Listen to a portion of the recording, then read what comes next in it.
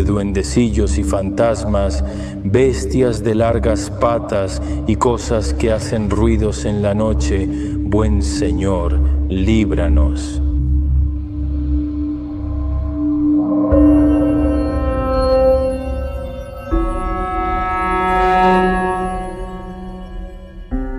Hola chicos y bienvenidos a un nuevo episodio de Lo Inexplicable. El caso de Amityville es, sin lugar a dudas, uno de los que ha dejado una huella imborrable en la historia de lo paranormal. Por un lado, porque la casa donde ocurrieron los hechos fue el escenario de un crimen aterrador. Y por otro, porque lo que contaron los esposos Lutz, protagonistas indiscutibles de la historia, logró ponerle los pelos de punta incluso a los más escépticos. Así que aquí está Amityville, el caso paranormal más escalofriante de la historia.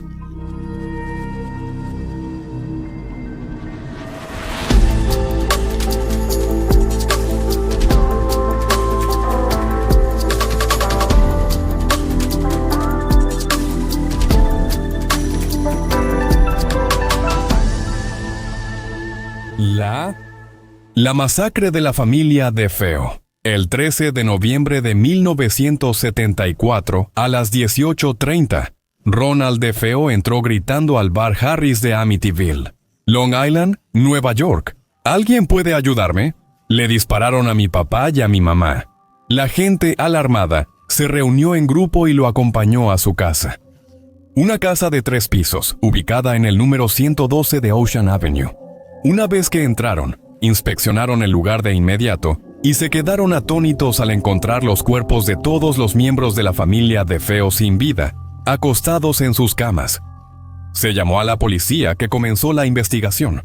En la casa había 6 cadáveres, los esposos DeFeo y sus 4 hijos. El único sobreviviente era precisamente Roland, de solo 23 años.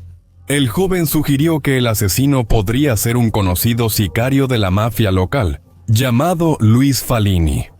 En ese caso, era necesario ofrecerle la protección necesaria para que no terminara en la lista de víctimas. Pero una vez llevado a la estación de policía más cercana y sometido a un interrogatorio más detallado, el joven empezó a contradecirse. Su versión de los hechos tenía muchas inconsistencias. No se necesita mucho para ponerlo en el primer lugar de la lista de sospechosos. Las investigaciones continuaron, y cuando en la villa se encontraron 2 cajas de cartón debidamente etiquetadas a nombre de Roland y Feo, que contenían 2 rifles Marlin calibre 22 y 35. Uno de estos fue usado para cometer la masacre. Las sospechas sobre él se convirtieron en certeza. Ante ese hecho, el joven terminó por confesar. Al principio ofreció algunas versiones contradictorias que dejaban abiertas muchas preguntas. Después, la dinámica del crimen fue minuciosamente reconstruida. La noche antes de los asesinatos, Roland había puesto un fuerte somnífero en la cena de todos sus familiares, para asegurarse de que nadie ofreciera resistencia.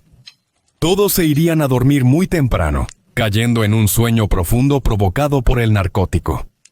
A las 3:15, el asesino pondría en marcha su plan diabólico. Se habría dirigido a su habitación para tomar el rifle. Después habría entrado en la habitación de sus padres y les habría disparado a sangre fría. Después habría ido a los cuartos de sus hermanos y hermanas uno por uno y los habría matado también, a ellos. Nadie tenía idea de qué había llevado al chico a cometer esa masacre, pero el joven seguía repitiendo que había sido impulsado a matar por las voces que habitaban en su cabeza desde hacía ya mucho tiempo. Una afirmación que, aunque escalofriante, no lo ayudó a evadir sus responsabilidades. Durante el juicio, Roland fue declarado culpable de los asesinatos y condenado a cadena perpetua, sin posibilidad de obtener la libertad condicional. Pero su entrada en prisión sería solo el comienzo de un terror igualmente devastador, que tendría como protagonista la casa donde había vivido durante 9 años con su familia. Un horror que, algunos dicen, fue el origen de su acto homicida y loco. La casa maldita. Como era de esperarse, nadie quería comprar la casa donde Roland DeFeo había masacrado a toda su familia. La casita en el 112 de Ocean Avenue parecía destinada a estar deshabitada siempre. Además, aparte del hecho de haber sido el centro de ese crimen atroz, se rumoraba que en varias ocasiones había sido protagonista de terribles fenómenos paranormales en el pasado. Fenómenos que, como decía, algunos incluso consideraron como el origen del atroz asesinato cometido por Roland. Los años pasaron, y como bien se sabe, incluso los recuerdos más aterradores tienden a desvanecerse, a quedar envueltos en la niebla del tiempo que pasa. Y un día, frente a la casa maldita de la familia DeFeo, se detuvo una pareja joven, los Lutz. Jorge y Kathy Lutz habían comenzado su vida juntos desde hacía relativamente poco tiempo. Estaban buscando un nuevo lugar donde instalarse, una casa más grande que les permitiera vivir más cómodamente. Y cuando se enteraron del precio de la casa en Ocean Avenue, no podían creer lo que oían. $80,000, una cifra ridícula, considerando que se trataba de una villa de 3 pisos con jardín y piscina. Cuando preguntaron por qué el precio era tan bajo, la empleada de la agencia inmobiliaria decidió ser honesta y les contó la verdad. El jefe de familia, al escuchar esa historia aterradora, claramente se quedó impactado, pero enseguida declaró lo siguiente: al final de cuentas, los fantasmas no matan, y tampoco las casas. ¿Por qué deberíamos renunciar a esta increíble oportunidad? La esposa compartía la misma opinión y, sin pensarlo 2 veces, la compraron. Pero la experiencia que vivirían en ese lugar los marcaría para siempre. Terribles fenómenos paranormales.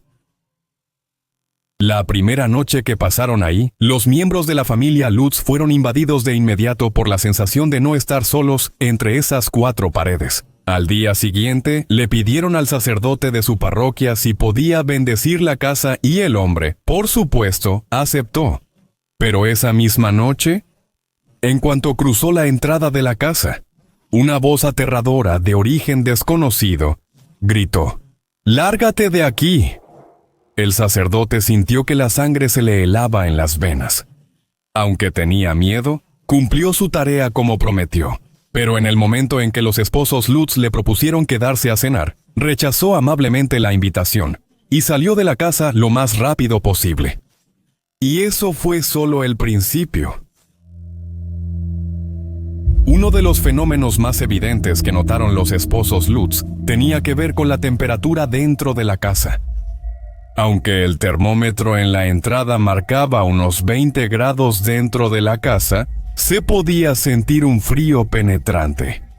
El intento del padre de calentar el ambiente encendiendo la chimenea no daba resultado. Ese frío insoportable era absolutamente antinatural. Iconio y Gilus, firmes en su escepticismo, intentaron explicarlo de todas las formas posibles. Lógicamente, pero que no existiera manera de calentar el interior de la casa, no podía explicarse de ninguna forma. Horas más tarde, en plena noche, Jorge se despertó debido a un fuerte golpe que provenía de la puerta principal. Saltó fuera de la cama, se puso unas pantuflas y fue a revisar qué había pasado. Apenas tuvo tiempo de echar un vistazo al reloj en su buró, eran las 3:15. Al llegar frente a la puerta, la abrió, pero del otro lado no había nadie, solo su perro, que corría nerviosamente de un lado a otro del jardín. Jorge revisó que no hubiera nadie escondido dentro de su propiedad. Después notó que la puerta del almacén donde tenía las herramientas estaba abierta. Estaba seguro de haberla dejado cerrada el día anterior, así que revisó de nuevo, pero no vio nada adentro. Así que decidió dejarlo pasar y volvió a la cama. Al día siguiente, el sueño de Giorgio fue interrumpido nuevamente, esta vez por un frío glacial. Como decía, en la casa la temperatura siempre era baja, pero en esa ocasión había bajado tanto que lo obligó a ponerse una bata gruesa. Echó un vistazo al reloj en la mesita de noche y, una vez más, eran las 3:15. Cuando abrió la puerta de la habitación donde su esposa solía coser, se quedó sin palabras al ver que dentro volaban cientos de moscas. un hecho que no tenía ningún sentido, considerando la época del año.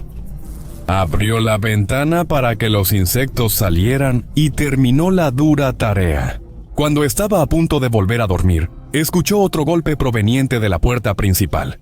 Un golpe seco, dado con extrema violencia. Temblando de miedo, fue rápidamente a la entrada para revisar y su cuerpo se estremeció al darse cuenta de que la puerta principal estaba completamente abierta. Agarró la manija para cerrarla, pero había sido arrancada. Cada intento de cerrarla era inútil, y lo más extraño era que parecía haber sido forzada desde dentro de la casa y no desde afuera. ¿Cómo era posible? En las semanas siguientes, los fenómenos extraños continuaron sin parar.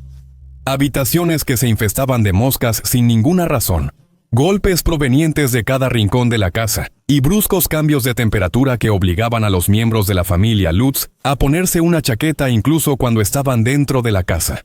Además, los peores fenómenos siempre ocurrían a una hora muy precisa de la noche, las 3:15, la hora exacta en la que Ronald DeFeo había exterminado a todos los miembros de su familia. Sabemos que incluso nosotras, involucradas en la investigación, vamos a un lugar donde están ocurriendo fenómenos de apariciones, fenómenos activos.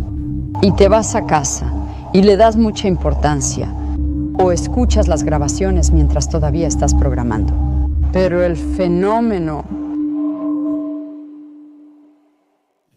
el peor fenómeno aún estaba por ocurrir. Una noche, Jorge fue despertado por un ruido extraño que venía de la sala.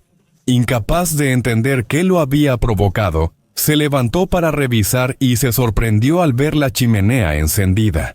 Nadie en la casa se habría ido a dormir sin antes apagarla. Pero luego, su sorpresa se transformó en terror al darse cuenta de que ahí, de pie, a pocos pasos de él, se alzaba una sombra oscura. Pudo reconocer las piernas, el torso, los brazos. Sus rasgos eran humanos, pero no tenía nada de humano. Paralizado por el miedo, dio un paso atrás, pero el ruido del piso de madera llamó la atención de la entidad, que se giró bruscamente hacia él. En ese momento no pudo contener un grito de terror y corrió a la habitación para despertar a su esposa.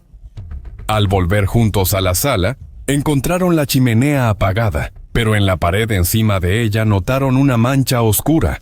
Se acercaron para observarla con más atención y se estremecieron al notar que tenía la forma de un rostro. El mismo rostro de la entidad que Jorge había visto solo unos minutos antes, en ese mismo lugar. Y esa presencia apareció varias veces dentro de la casa. Por ejemplo, una noche cuando se materializó en la habitación del hijo de los esposos Lutz, o una tarde en el cuarto de la hija más pequeña, Missy. Por cierto, desde hace varias semanas, Missy había empezado a hablar de otra presencia dentro de la casa. Un tal Jody, una entidad con la que, según ella, jugaba y hablaba a menudo.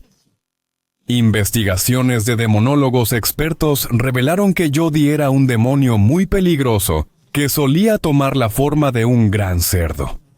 Y una de las noches en que Jorge fue despertado por los golpes que venían del jardín, el hombre juró haber visto la luz del cuarto de Missy encendida, y la pequeña asomada a la ventana, acompañada de lo que parecía, de hecho, un ser con las características de un cerdo gigante.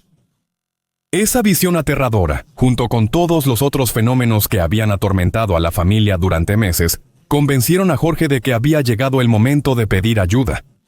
Gracias a una amiga, logró ponerse en contacto con una supuesta medium, Francine, que aceptó visitar la casa. Una vez allí, se dirigió de inmediato a la cocina, donde afirmó poder percibir el aroma de una colonia para después de afeitar. Una de esas típicas que usan los hombres de cierta edad. Después, dijo que podía percibir la presencia de una pareja de ancianos, tal vez los antiguos dueños de la casa, que habían decidido quedarse ahí después de su muerte. Visitó una por una todas las habitaciones de la villa. Cuando puso un pie en el sótano, Claso Calma fue invadido por una profunda inquietud. Francine aseguraba que en ese lugar había sido enterrada una persona cuya energía negativa aún impregnaba cada rincón de la casa. Además de esto, afirmaba que en ese lugar había ocurrido un asesinato que no tenía nada que ver con los cometidos por Ronald DeFeo en los años 70. Era un crimen de hace mucho y una atrocidad que aún se percibía claramente, especialmente para alguien sensible como ella. Luego subió las escaleras del sótano y se dispuso a llegar al segundo piso de la casa. Pero después de dar solo unos pasos hacia la habitación de Missy, se detuvo incapaz de seguir adelante. Rápidamente bajó de nuevo las escaleras para llegar a la planta baja. Les dijo a los esposos Lutz que la energía negativa en ese lugar era tan fuerte que ni siquiera ella podía soportarla. Se disculpó y huyó de la casa lo más rápido posible. Antes de salir por la puerta, añadió solo una última frase. Por favor, váyanse de esta casa lo antes posible y no regresen nunca más. Esa experiencia perturbó profundamente a los esposos Lutz. Confundidos y desanimados, solicitaron nuevamente la intervención del padre Pecoraro, el clérigo que había bendecido la casa poco después de que se mudaron a vivir allí. Aunque le suplicaron que interviniera, el hombre se negó a volver allí. En ese momento, tal vez impulsados por la fuerza de la desesperación, Jorge y Katy decidieron hacer un último intento. Ellos intentarían bendecir el lugar con los medios que tenían a su alcance. Tomaron rosarios y un crucifijo y empezaron a rezar, entrando en cada una de las habitaciones de la casa. Pero solo un par de minutos después de haber comenzado este tipo de ritual improvisado, las paredes de la casa empezaron a temblar. Y una voz terrible proveniente del sótano soltó un «¡Ya basta!». Ese fue el punto de inflexión. Durante las semanas siguientes, los fenómenos paranormales se volvieron cada vez más violentos y peligrosos. Todos los miembros de la familia empezaron a ser atormentados por pesadillas aterradoras. Se despertaban sobresaltados en la noche, con brazos y piernas llenos de arañazos o mordidas. Jorge y Katy empezaron a dudar de que ese tormento pudiera llegar a su fin. En el fondo, habían esperado que se tratara de un fenómeno temporal, pero la situación empeoraba cada vez más y tuvieron que rendirse. Una noche, mientras discutían qué hacer en la sala, la casa les dio la respuesta que buscaban. Al otro lado de la gran ventana, en el centro de la pared, la pareja vio claramente dos ojos brillantes de un color rojo sangre que los miraban fijamente. En cuanto se dio cuenta, Kate empezó a gritar y Jorge, aterrorizado, corrió a tomar la escopeta y salió por la puerta principal para atrapar al intruso en el acto.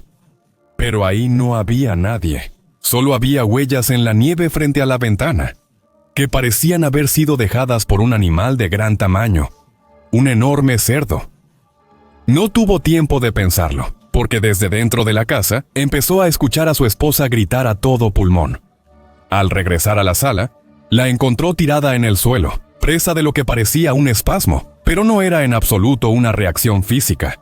El cuerpo de Katy era arrastrado por el suelo por una fuerza sobrenatural, contra la cual la mujer no podía oponer resistencia. Giorgio, temblando de miedo, la levantó del suelo y la llevó a la salida. De inmediato corrió a la habitación de sus hijos, los tomó y salió de la villa rápidamente. Fue precisamente en ese momento cuando tomó una decisión drástica, apoyado en todo por su esposa. Su familia, en esa casa maldita, nunca volvería a poner un pie, y así fue.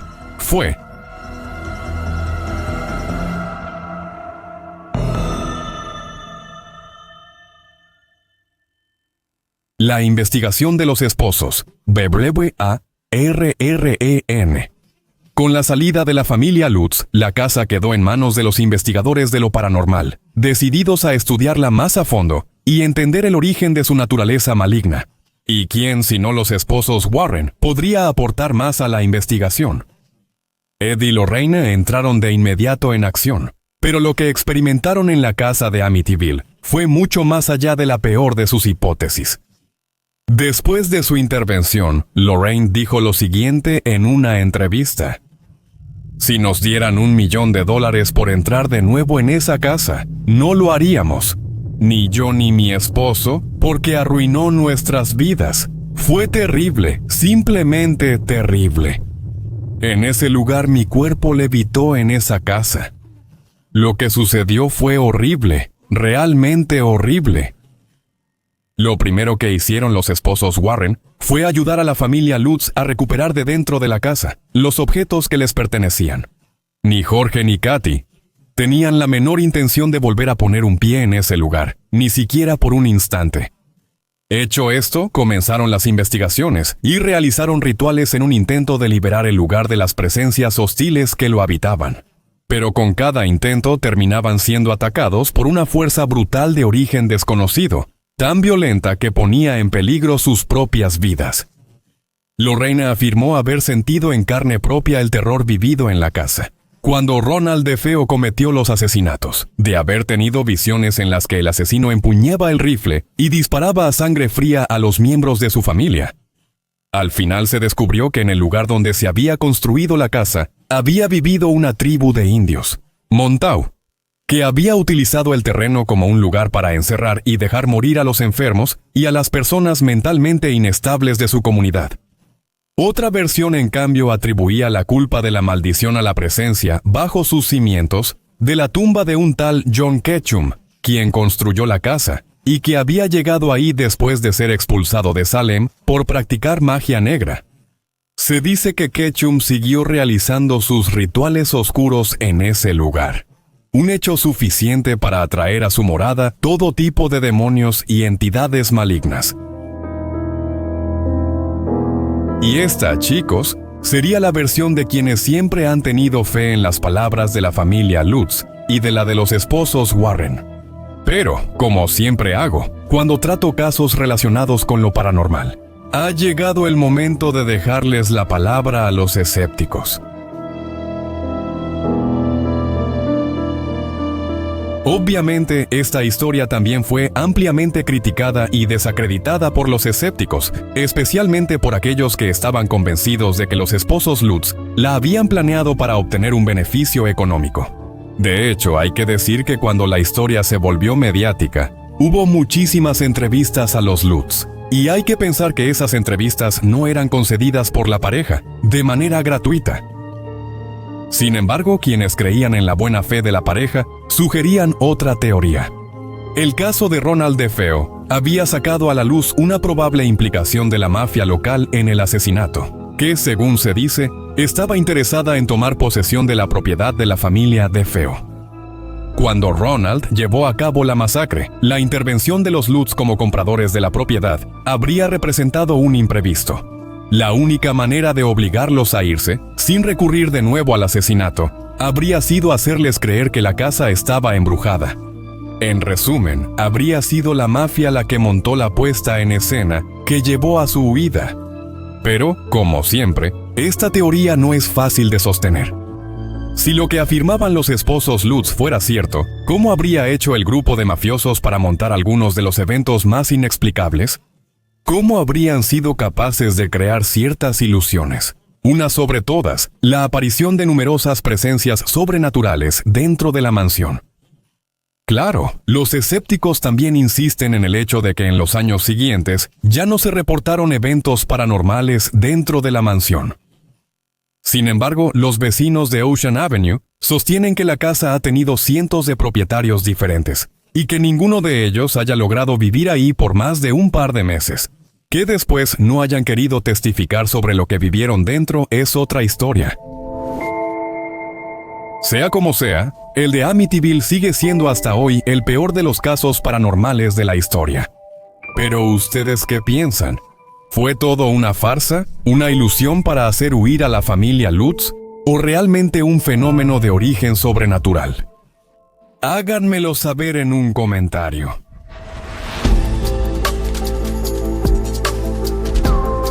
Comentario inexplicable. Pot es una serie ideada, escrita y conducida por Luca Parrella. Diseño de sonido por Mateo D'Alessandro. Escúchalo en YouTube o en todas las plataformas de música y podcast.